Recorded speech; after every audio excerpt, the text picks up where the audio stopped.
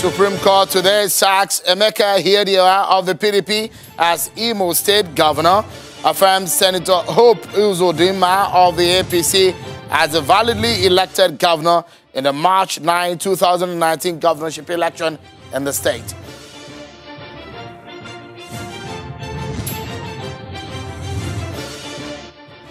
And it is a waiting game in a case involving other governorship election cases at the Supreme Court in Bauchi, Kano, Benue, Sokoto, and some other states as the court faces January the 20th for judgment.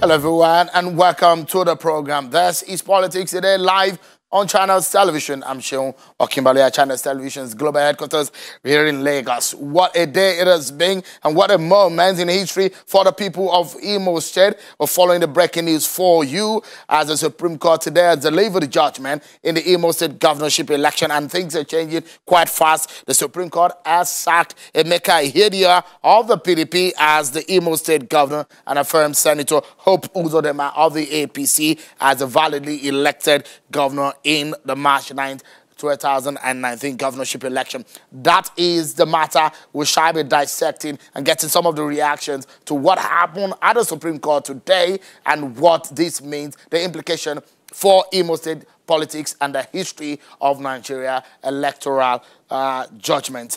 So some other cases involving Kano, Bauchi, Sokoto, Benue, and Plateau State has been fixed for the 20th of January 2019. Some of those cases were listed for judgment earlier today. But let's take a breather. We'll take a look at some other political stories we are following for you, and we come back and discuss the outcome, the implication of the Supreme Court judgment in the case of the governorship election in Imo State.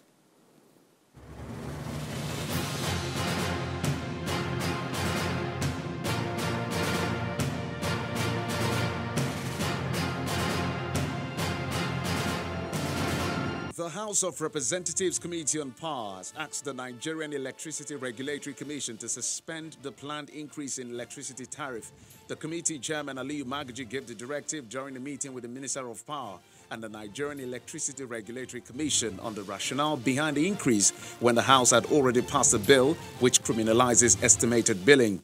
I want to ask you to put this on hold until proper consultation is achieved. This law is yet to be repealed or reviewed. So embeds still remain, as far as this parliament is concerned, in Ministry of Power. The Ogun State chapter of the All Progressives Congress has absorbed 14 big wigs and thousands of their supporters from the PDP in the 20 local government areas of the state into his fold in Abeokuta. The state governor, Dapo Abiodun, promised that the new entrants into the party will continue to enjoy equal opportunities and a sense of belonging. The Independent National Electoral Commission, INEC, in Imo State has expressed readiness to conduct the January 25th rerun election in Okigwe North Federal Constituency and other rerun elections to take place across the state. The INEC Resident Electoral Commissioner, Francis Eziono, says the commission has put all logistics together to ensure smooth running and conduct of the election. And in Akwa Ibom State, the Resident Electoral Commissioner in the state, Mr. Mike Igini, has appealed to political parties to play the game by the rules and avoid a repeat of acts that caused the rerun. Igini made the appeal at INEC office in Uyo while addressing the leadership of participating political parties as part of efforts to ensure hitch-free polls.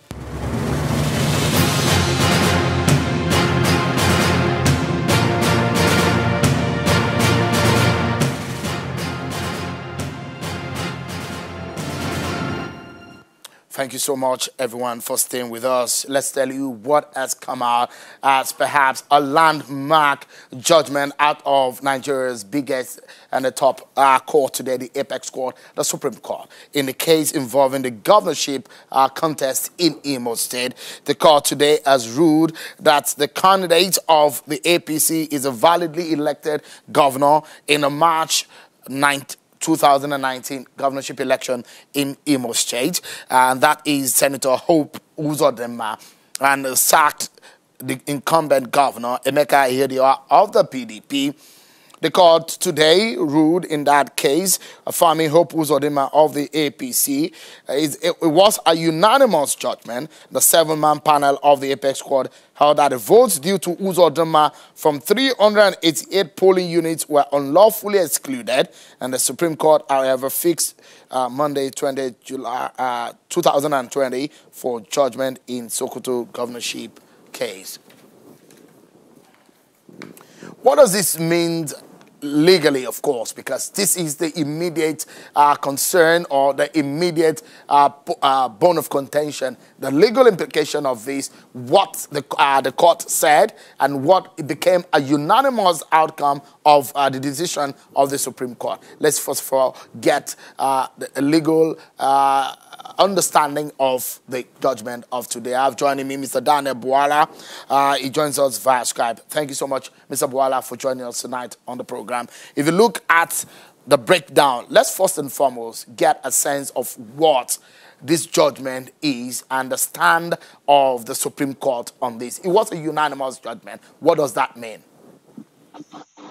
The Supreme Court is the apex court of the land, and the judgment of the Supreme Court is finality in all instances and on all occasions. And you celebrate more if the judgment of the Supreme Court in your favor is unanimous, which means it has reached the case among all justices that sat on the appeal. It means that your case is watertight. It means that your case has been comprehensively looked at, and that is why you have that unanimous decision. There are instances where judgment will be delivered. It is the judgment of the majority and it is the law, but then you have one or two conversations around the dissenting judgment to say that, okay, if the court had evaluated this or that, they would have arrived this way. But when the judgment of the court is unanimous, it means you can go all out and celebrate. And in fact, the beauty of it all is not just about the judgment, in my view. It is about the personality that won. Hope Uzodinma, today I can call him His Excellency, is a friend of mine and is a very good man. He's a man who has that desire to transform the people of Imo State. And when this election came with all the rancor and calamity surrounding our party at the time, I was not comfortable with it at all. But thank God that justice, truth, when it is smashed down to the ground, according to Martin Luther, it will rise up undaunted. And that is exactly what has happened today. And I want to congratulate Hope Uzodinma and the people of Imo State for this victory.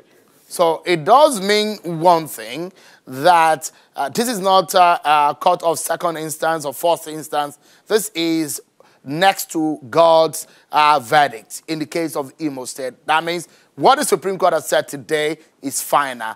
Hope Uzodinma is now governor as far as the people of Imo State are concerned. And one of the other things that the court said today is that INEC should issue immediately certificate of return to Mr. Hope Uzodinma. In the eye of the law, Mr. Uzodinma becomes governor after he received the certificate of return and is sworn in, isn't it? Right. Well, by law, by this judgment of the Supreme Court, he is the governor. He doesn't have to wait until the certificate is given.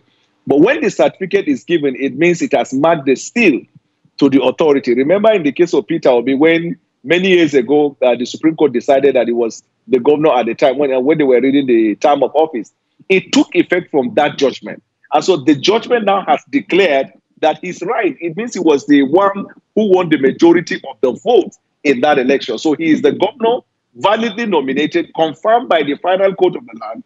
When he obtains his certificate, it is sealed. When it is sworn in, it means he has taken the oath of office to begin to perform the functions of that office. But he becomes a governor from when that election is declared, and if there is a contention from that final decision of the court. So as he stands today, he can be addressed as His Excellency even before he is sworn in. But when he is sworn in, it means he has taken the oath of office to begin to perform the duties of the governor in that state, pursuant to the provision of the Constitution and the Electoral Act.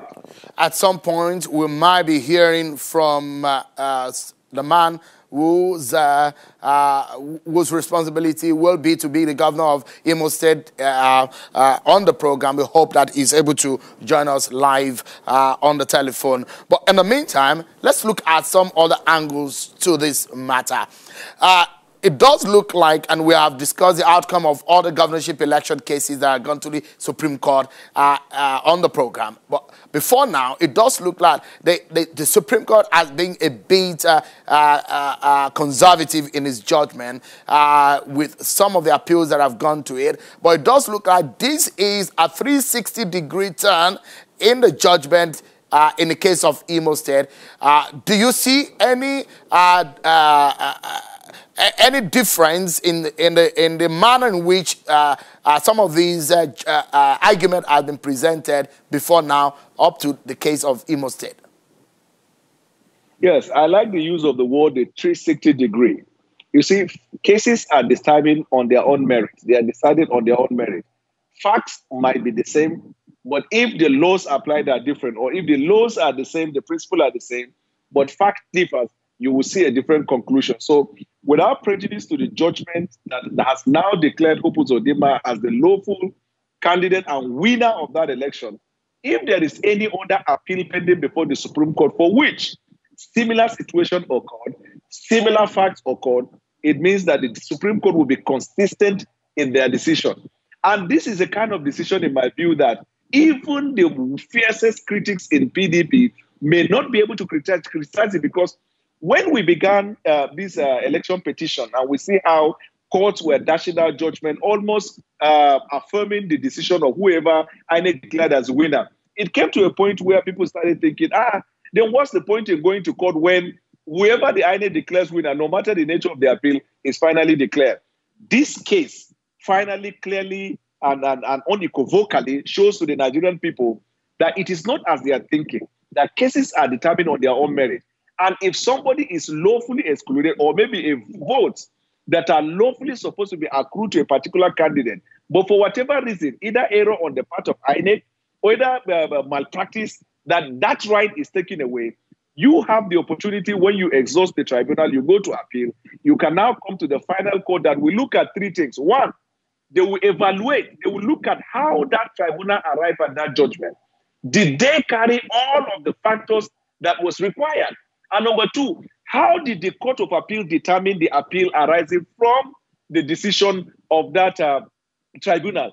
Did they look at the facts? Did they apply the law properly? And then when it comes to the Supreme Court, what they look at is the law and the overall interest of justice. And they try to see about Mr. Buala, lead us into break, which we will take in about 30 seconds.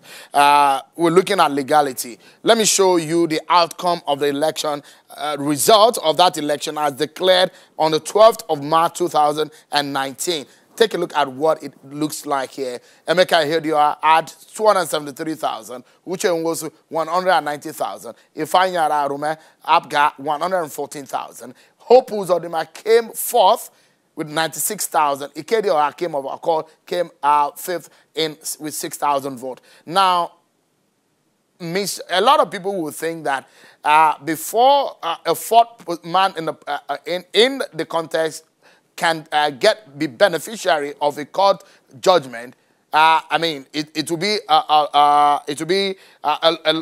very difficult one. But in this case, based on the result, what do you think? In a few seconds, please. Well, the thing is that I have not had the privilege of reading the judgment, but what I believe and I read that the Supreme Court held was that the person who emerged as the second, who is Nwosu, that he could not have been the candidate of two political parties. So he was disqualified. And at some point, he withdrew his appeal. So in the eyes of the law, it's like he never existed. So the pecking order keeps coming. And then without prejudice to the pecking order in the election tribunal, if the vote that is validly supposed to be for a candidate, even if it is number 100, and the court decides that, all right, then you begin to do minus and plus. If you have the highest, sorry, apologies, Mr. Buala, to break into that thought. We need to take a break. But when we come back, we hear some political reactions, and of course, we get more legal views to what has happened today in the case of Imo governorship election. Don't go anywhere. We'll be right back.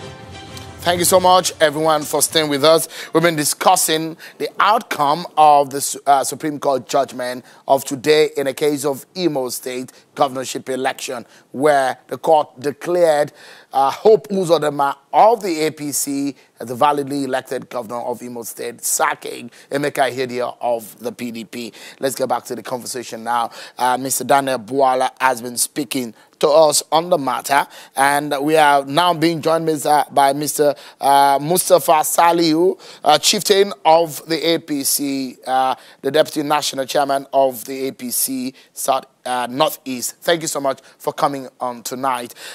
Before I come to you, Mr. Saliu, I brought it into the views of Mr. Buala. I would like you to learn on it because I showed you the result, and from that you're trying to explain the reason perhaps why the court made the decision of bringing the man who came fourth on the ladder as the winner in the race at the end of the day. So I was saying that what the court looks at is the mandate that of the people, which is manifested in the votes cast. And that is why over the years, the Supreme Court has shown away from the idea of technicality. So throughout the proceedings from the tribunal to the Court of Appeal and the Supreme Court, what they will be interested in is to looking at the lawful votes went to who. The lawful votes went to who. So in this case, you remember that Mosu, who emerged, I think, as the second or so to speak, was disqualified by the court as one who could not have been a candidate of two political parties. That means 1 + 1 - 1 = 1. Then you come to the issue of Opus Odema. The court held that the number of votes that were unlawfully transferred, somebody or discounted, belonged to Opus Odema. Now, if the court arrived at that decision, what the court will be doing is simple mathematics. This number of votes plus this number of votes, which one has the highest? And that is how they arrive at a decision that Opus Odema, in the eyes of the law, was the winner of that election. And that is the judgment of the court. I am particularly... Please, because we have a breaking news.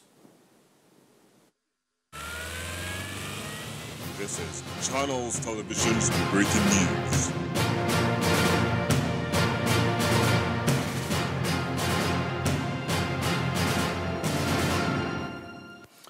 Some breaking news coming in right now, right here on Channels Television.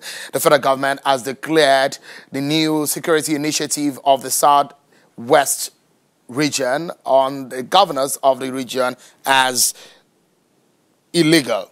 There's a press statement coming from the office of the Attorney General declaring the paramilitary organization named Amotekun as illegal.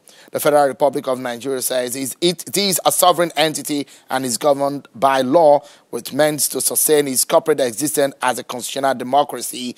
So the federal government says in the background of these relating to the peace and order and good government of the Federation, and in particular the defense of the country, are enshrined in the exclusive legislative list.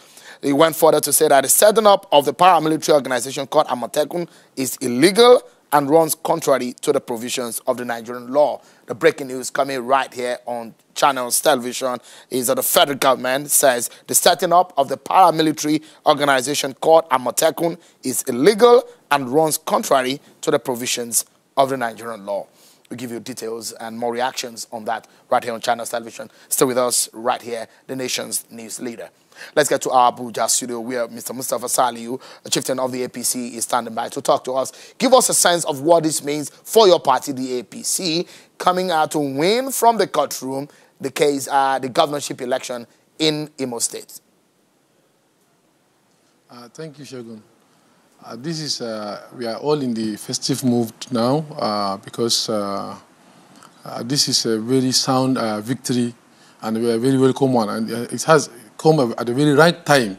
I had you discussing with the lawyer with regards to how managed you are, that somebody that was adjudged to be third or fourth is now declared a winner. I'm not privy to read the judgment, but with little knowledge of law I have, that in every judgment is made up of the ration decidendi, that's reason for decision, or rationis decidendis, reasons for decision, and the facts of the case, and some part which are not very relevant, the obiter dictum, that's the opinions of the judicial officers, that's the judges. So I think what we need to do here, we have to look at the rationales dissidendis of this case. That's what are the reasons for this decision. And as I had the lawyer explain, it was because, first of all, the first person did not meet the constitutional requirement. The second person was disqualified. And the vote for the second person was adjudged to be owned by the fourth person, who is Hope Oziduma. And putting it together, he will now poll the highest number of votes, and he will be returned winner. This is highly technical judgment, and I want to believe by the time all of us read it very well, we'll be able to give you details and maybe more justification of why the judgment was passed that way. But on the whole, APC family is very happy today. We are in a festive mood, and that shows that as Boala said, that we should not believe that anything INEC declares, it goes like that, that the judiciary actually are looking at the facts and merits of the case as they come, Mr. Saliu, deciding them as such. Yeah, because we're out of time. Let me get your view, and perhaps a quick one. Put this together. This is coming on a day that you came out of a meeting disagreeing with your national chairman about the position of the national secretary, the seat that was left vacant after the Yobe governor emerged as, the former national secretary emerged as the governor of Yobe State. Now, it's coming on a day as this. What does this mean for your party? And perhaps if you can tell us, just in a few seconds, what happened today? You see, what happened today actually is democracy in action. We have a very chairman that is highly dictatorial and has no regard for rule of law, has no regard to democracy. And the reason why we've been quiet, we've been trying to manage this is because we believe party is not run in the pages and the screens of the news agencies or the pages of newspaper. That's why we've been struggling internally to see that we solve this problem. But the reason why I have to come out to press and I have to write all the security agencies and the INEC itself is because this time around he wants to do a very great disservice and harm to my party, APC, my beloved party, which I worked for right from CPC days up to today. The position of National Secretary has been vacant. There's a procedure as enshrined by the Constitution that only the executive committees will nominate and bring up a name of a person, and then he can be now appointed in interim basis, then pending ratification by the National Executive Committee and the convention. That was not done. Yesterday, I had a zonal caucus. We now slated 3rd of February, where we are going to have our zonal meeting so that we bring up a name, which we will receive from the executive, zonal executive, state executive, either Borno or Yobe district. All right, I'm afraid we are out of time, Mr. Salihu. I don't know where he gets. What the day is being. I wish that we have time to discuss that, but we are out of time. Many thanks, Mr. Salihu, for coming on, and many thanks, Mr. Boala, for your thoughts tonight. But before we go, let's get some of your views quickly, some of the tweets that you're sending in. At Mr._Charlies says, at the very least, I expected a runoff verdict from the Supreme Court. This judgment really does not add up, to be very honest. Like Minds tweeted at Ochuga Boy says, the sacking of Emeka Ihedioha by the Supreme Court quite came as a surprise to us all, but official PDP Nigeria should not throw bans at judiciary because they have equally obtained victory from the Supreme Court too, as in the case of Zamfara State. That's where we live it. Thank you so much, everyone, for watching. I'm Sean Kimbale. Bye-bye.